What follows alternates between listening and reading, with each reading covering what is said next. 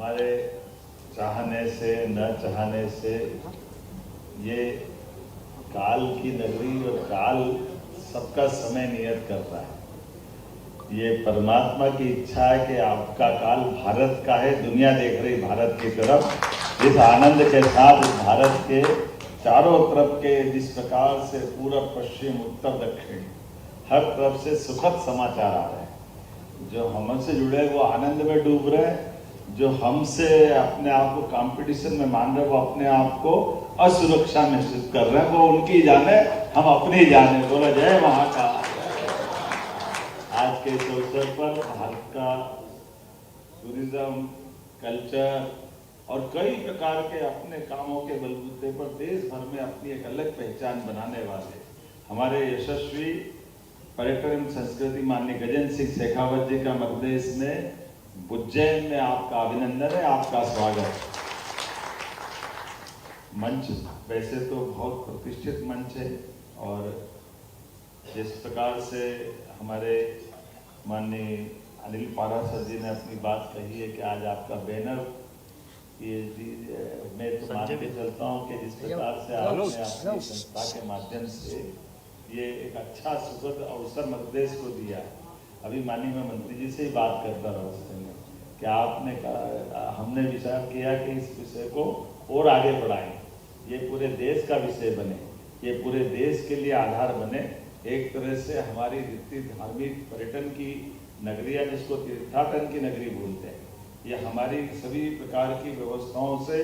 दुनिया को परिचित कराने के लिए भी और सच्चे अर्थों में हम जिस निमित्त इन सारे संस्थानों में जाते हैं, वैसे तो लंबी बात होगी लेकिन मैं मान के चलता हूँ आज के इस मंच पर विराजमान माननीय प्रभारी मंत्री गौतम टेटवाल जी, माननीय संजीव अग्रवाल जी, माननीय पारा सर जी, राजन सहगल जी, उद्योग जगत के और मीडिया जगत के, और मैं सामने अगर देख रहा हूँ तो हमारे लिए देश भर के ऐसे बड़े बड़े ट्रस्ट के, अब ये हमारे लिए तिरुपति बालाजी के ट्रस्ट से भी पदाधिकारी पधारे, उनका भी मध्य प्रदेश की धरती पे स्वागत अभिनंदन। काशी विश्वनाथ ट्रस्ट से भी यहाँ लोग आए हैं, कुछ वर्चुअल भी जुड़ेंगे, महाकाल ट्रस्ट से, साईं बाबा शिरडी के साईं बाबा से और आनंदपुर धाम से आप पधारे, आपका भी अभिनंदन, आपका भी स्वागत। हमारे लिए स्थान अब पहले भक्ति चारू जी महाराज के समय आपने सही कहा महाराज जी, भक्ति चारू जी महाराज ने जब सिम्मस्त का आयोजन हुआ उसके बाद वो यहाँ करके उनने अपने देश के साथ खासकर जैसे भगवान कृष्ण की लीलाओं से जुड़े हुए स्थानों पर हमारे स्थान की थोड़ी दृष्टि रहती और वो उससे जोड़ करके आज के संदर्भ में इस स्थान का विकास चाहते हैं और विकास इस स्थान का विकास नहीं, इस स्थान के माध्यम से हमारे बीच वो पवित्र भावना लाना चाहते हैं। तो हमने कहा कि जब द्वारका में है, मथुरा में है, तो शांतिपनी की नगरी कैसे छूट सकती है। हमारे लिए उज्जैन का ये आनंद है और भगवान कृष्ण का जो जीवन का परिवर्तन आया बड़े पैमाने पर, यद्यपि कंस को पराजित करने के बाद उनका विराट रूप दुनिया ने भले ही देखा है, लेकिन विराट रूप का बीज अगर कहीं पड़ा तो वो उज्जैन अवंतिका शांतिपनी आश्रम में पड़ा। हमें इस बात का आनंद है। एक साथ कई प्रकार की शिक्षा, 64 कला, 14 विद्या, चारों वेद, सभी पुराण और जीवन की सबसे सार, जैसे माननीय गजेंद्र जी ने कहा है कि दुनिया के अंदर भौतिक आकर्षण हो सकता है, दुनिया में बहुत हो, और भौतिक आकर्षण के लिए एक दौर में नहीं, कई दौर में कई देशों ने कई प्रकार से विकास करते हुए अपनी अपनी यात्रा तय की, लेकिन अंततः वो हमारे उस मूल तत्व को समझने के बजाय बाद के आने वाले बवंडरों से, बाद में आने वाले परिवर्तनों से झेल नहीं पाए। उनके अंदर वो लचीलापन नहीं था। भौतिक के बाद शरीर, मन, बुद्धि, अलग अलग प्रकार से वो अपने विकास की यात्रा के पड़ावों को, इनके साथ आखिरी में आत्मा के लिए जब विचार करने के विषय आया तो शरीर, मन, बुद्धि के साथ आत्मा का विचार अगर होगा तो इस मनुष्य जगत में ये गारंटी से कह सकता हूँ कि आत्मा के विकास के लिए हिंदुस्तान के अलावा कोई जगह नहीं मिलेगी जहाँ वो अपने इस पूरे शरीर के समुच्चय का सब प्रकार से इसके अंदर उमड़ते घुमड़ते प्रश्नों के उत्तर अगर ढूंढने आएगा तो उसको हमारे देश से संबंध आना पड़ेगा। और ये बात में गौरांग प्रभु जी के माध्यम से आपने महाराज जी ने भी रखी है कि आज भी ये बात सही है कि हमारे देशों की सीमा हो सकती भौतिक रूप से राजसत्ताओं के माध्यम से, हमारी सीमाओं की सीमा है, लेकिन जो हमारी आध्यात्मिक सीमा है, आप पर्सिया ईरान की बात बिल्कुल आपने सही कहा कि गुरु नानक जी ने वहाँ तक अपनी यात्रा की है। और जब बौद्ध धर्म के बामियान की प्रतिमाओं पे तोप के गोले जब अफगानिस्तान में चल रहे थे तो वो प्रतिमा पे नहीं हमारे सबके कलेजे पे चल रहे थे। हमारी अंदर में वो भावनाओं के आधार पर एहसास हो रहा था कि कहाँ तक हमारा सांस्कृतिक रूप से ये हिंदुस्तान था और ये परिस्थितियों के कारण से। लेकिन आज सीमाओं के आधार पर कटास राज मंदिर हम अलग नहीं कर सकते। हमको वही आनंद आता है जब हमारी 51 शक्तिपीठ में ढूंढेंगे तो शक्तिपीठ हमको वहाँ ले जाता है। राजसत्ताओं की सीमाएं बनती बिगड़ती रहेगी, लेकिन ये इसी कारण से हमारी सांस्कृतिक एकता भी रही। और हमारे देवालय ये केवल देवस्थान की पूजा का केंद्र नहीं। अगर हम बाबा महाकाल के मंदिर की कल्पना कर लें, अब तो बाबा महाकाल के मंदिर में महालोक के आधार पर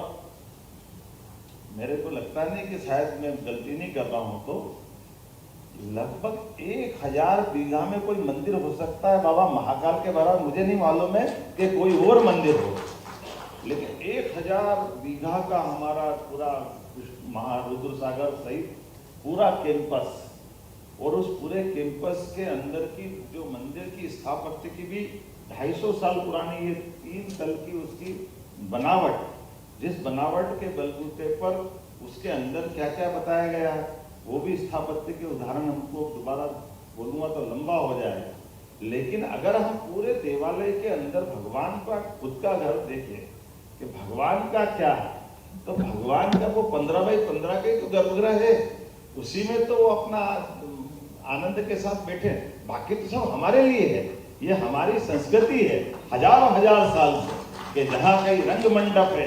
कहीं कोई अलग प्रकार की रचनाओं के लिए बना है, कहीं जल कुंड है, कहीं ज्ञान चर्चाओं के लिए अपना अलग से कोई संग्रहालय है, कहीं अपने इतिहास की जानकारी के लिए हिस्ट्री का अपना कोई अलग प्रकार का संस्थान है, कहीं लाइब्रेरी है, कहीं पौधशाला है। ये अलग अलग प्रकार की हमारी पूरे साल की चलने वाली गतिविधियों का वो प्रांगण भी यहाँ ये महाकाल से तात्पर्य हर एक देवालय में मैं देख रहा हूँ। और केवल देवालय में मूर्ति नहीं, हमारे यहाँ तो कोई मूर्ति की भी जरूरत नहीं, अंदर में आत्मा से परमात्मा, ये जो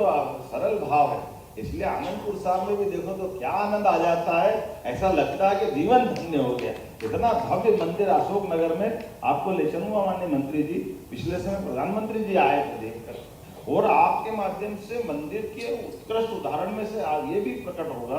कि देवालय के उस देवालय में निरंकारी भाव से आपने आत्मा से परमात्मा की यात्रा के बलबूते पर अपने गुरु महाराज के माध्यम से वो संस्थान को शुरू किया। लेकिन उस कैंपस के अंदर मेरे ख्याल लगता कि 10,000 बीघा से बड़ा कैंपस है,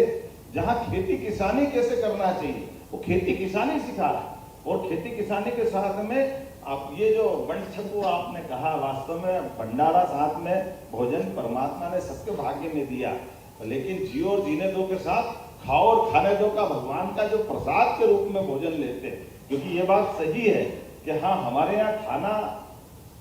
खाना को बुलाना ये भी अपराध माना जाता है, क्योंकि खाना जैसे ही कहते हैं ये खाना हमारा शब्द नहीं, हमारे यहाँ भोजन का शब्द है। भगवान को भोग लगे और भोजन पाओ, ये हमारी संस्कृति है हजारों साल। ये अपने पवित्र भाव हम हरेक को अपने पास की इन व्यवस्थाओं में मिलजुल करके प्रकृति के साथ चलने की जो हमको परमात्मा ने ललक लगाई, उसी से तो कदम कदम पर हमारे हर दौर के हर संत ने अपनी परिक्रमा करते हुए, पदयात्रा करते हुए, अपनी यात्रा करते हुए जिस प्रकार से उन्होंने अपना जीवन दिया। तो आज के इस अवसर पर चूंकि राज्य के मुख्यमंत्री होने के नाते से माननीय संस्कृति और पर्यटन मंत्री यहाँ मौजूद है, ऐसे में हमारे देवालयों की मूल भावना भगवान के स्थान पर आकर केवल हाथ जोड़ने से वो तो आशीर्वाद देंगे ही भगवान, लेकिन सच्चे अर्थों में कई जन्मों के पुण्य के बाद हमको जो शरीर मिला, इस शरीर के अंदर जो अनंत संभावना छिपी हुई, उस संभावना का हम सदुपयोग करें। हमारी संभावनाओं के आधार पर उस संस्थान से जुड़ करके हम नगर का भला कैसे करें, प्रदेश के अंदर उसकी उपयोगिता बाकी तरह से। तो कई ट्रस्ट है जो कोई मेडिकल कॉलेज चलाता है, कोई हॉस्टल चलाता है, कोई वृद्ध आश्रम चलाता है, कोई हॉस्पिटल के साथ वो दूसरे प्रकार की गतिविधि चलाता है। तो ये जो सभी प्रकार की सामाजिक उत्तरदायित्वपूर्ण गतिविधियों चलाने के लिए पूरे देश के ऐसे संस्थानों को मिला करके पर्यटन के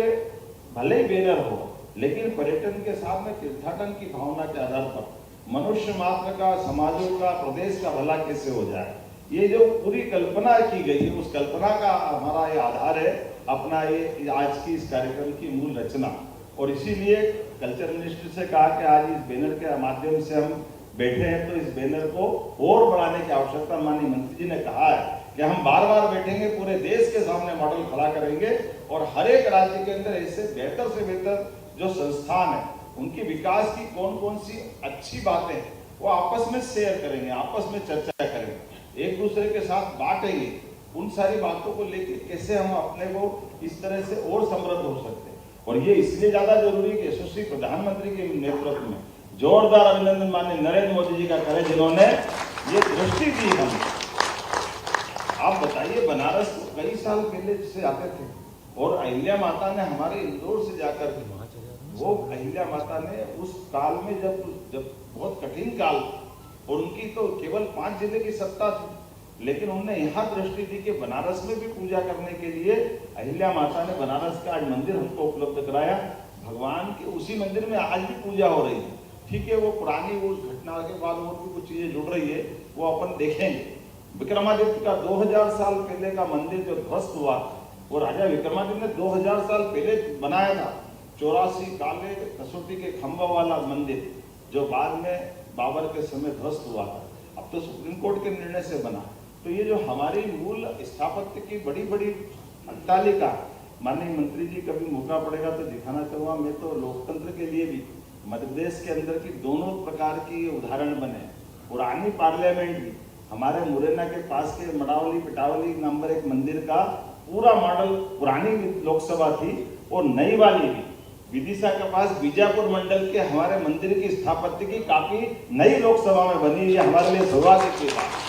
तो हमारे देवालय भी लोकतंत्र के लिए एक तरह से मॉडल हो सकते हैं। ये कितना अच्छा सोच। तो आज के इस अवसर पर बोलने के लिए तो बहुत कुछ है, लेकिन ये उद्घाटन सत्र था। अभी 1 to 1 काफी और चर्चा चलेगी, मिलकर के दिन भर के कार्यक्रम बने। मैं पर्यटन